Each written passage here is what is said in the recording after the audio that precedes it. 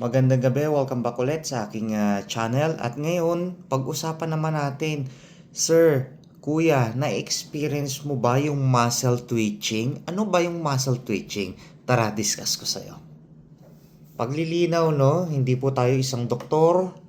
Isa rin po akong pasyente na dating hyper at ngayon ay hypothyroid. O tara, mabilis lang to. Mapapansin nyo ba na minsan pakiramdam nyo gumagalaw na lang yung muscle sa mukha natin? Halimbawa, ganito, no? Nakaupo ka or wala kang ginagawa, biglang mararamdaman mo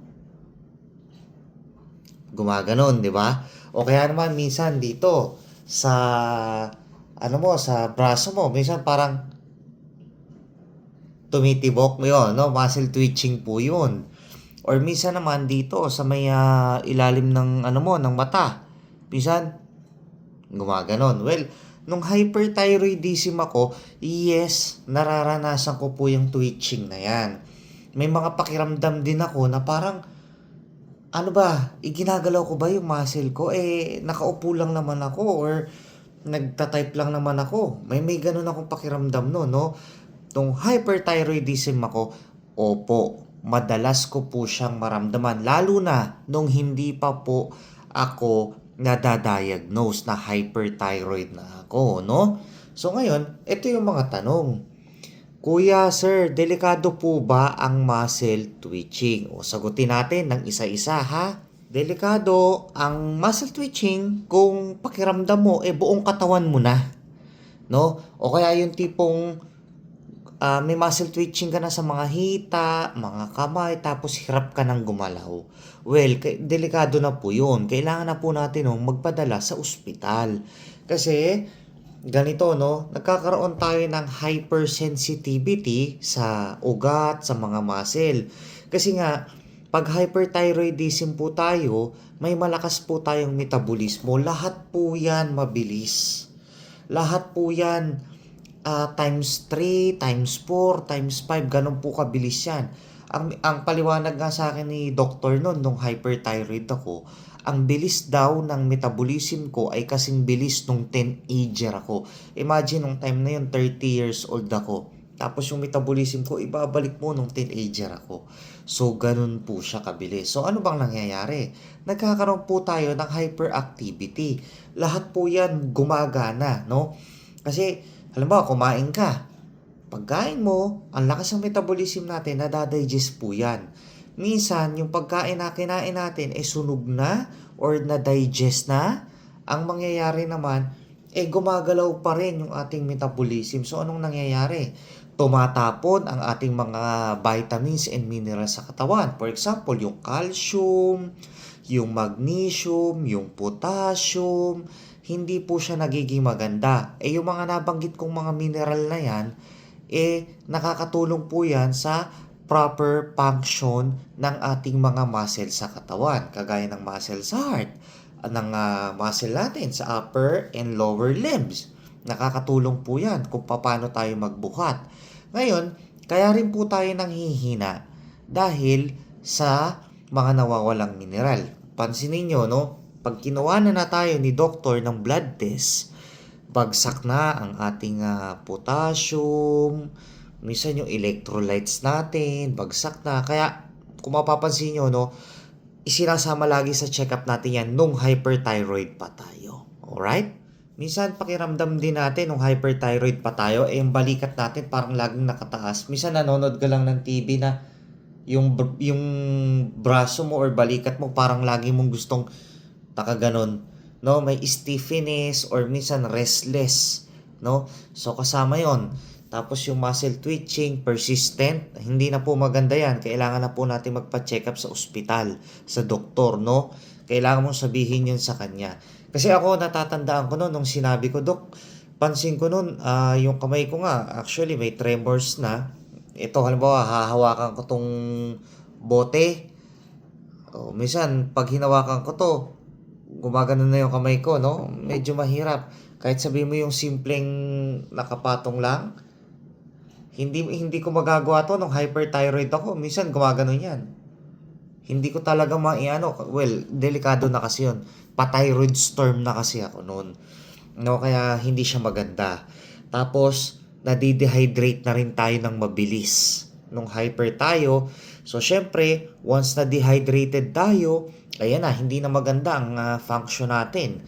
Tumatapon na ang mga hindi dapat tumapon, no? Nagkakaroon na tayo ng electrolyte imbalance, mga ganyan. So, madali na tayong pulikatin or mag-cramps. Ayan na. Tapos, andyan na yung hirap kang mag-concentrate, no? Tapos yung twitching mo. Minsan, pag iginanon mo nga, minsan, okay, may dumi ka rito, nakita mo sa salamin, ginanon mo. Minsan parang, nag-stuck. Parang namulikat. O yun, may ganun ako nun. No? So, mahirap. Tapos minsan, dito naman sa kaliwa, pag ginanong ko rin, parang, wala, nag-stuck yata. Minsan, may ganun na akong pakiramdam, no? So, delikado na rin yung mga ganong level, no? Nung time ko nung hyperthyroid ako.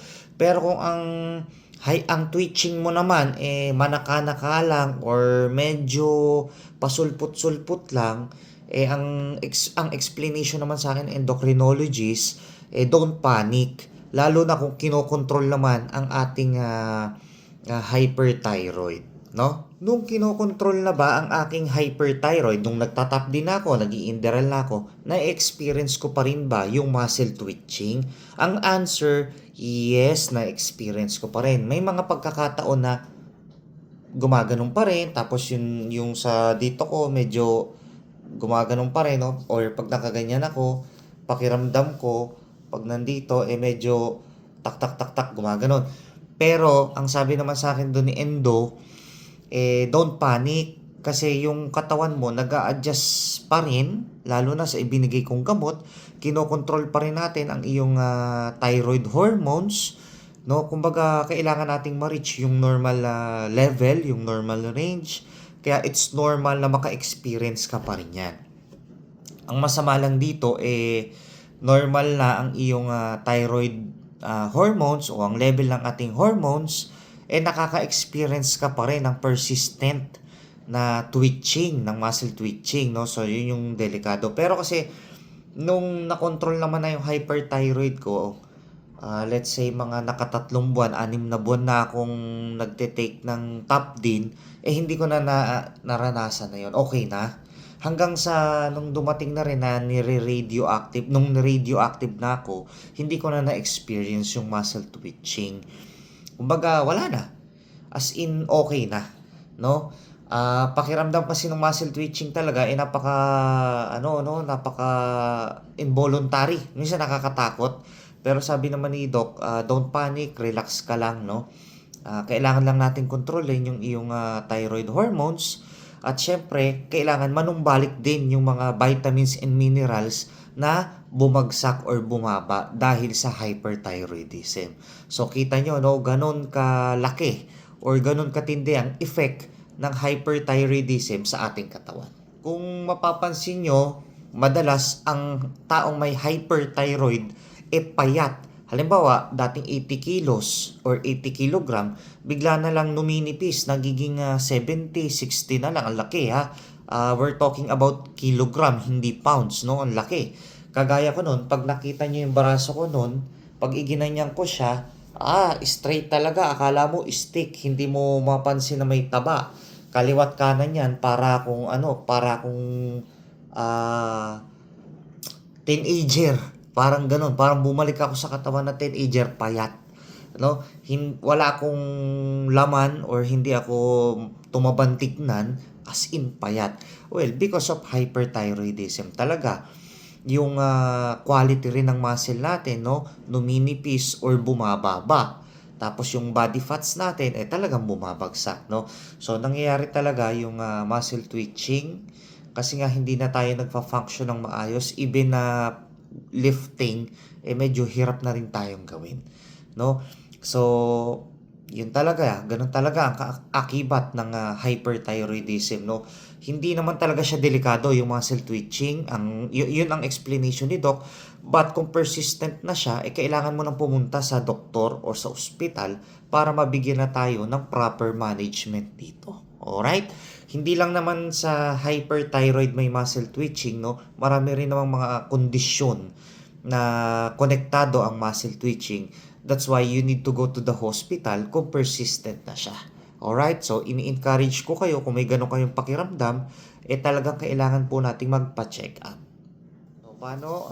Thank you for watching. Maraming salamat sa walang sawang support and God bless everyone. Mabuhay po.